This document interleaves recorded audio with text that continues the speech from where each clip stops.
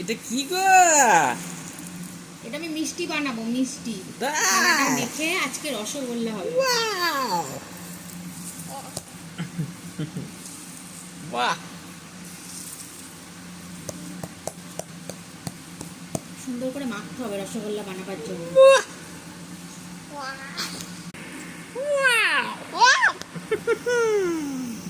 এই মিষ্টি আমি খাবো। আগে বানাই। তুমি কি ভাবছো মিষ্টিটা ভালো হবে না?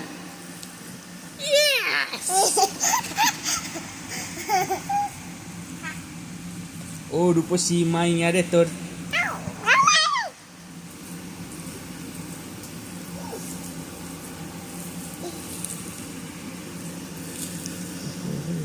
আগে কি বানাবো মাম্মা?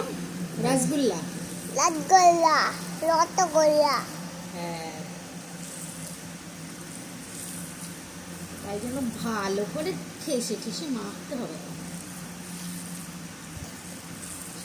আবার তুমি খাবে, আমি খাবো, আর পেটে তোমাকে আমি খাই দিব।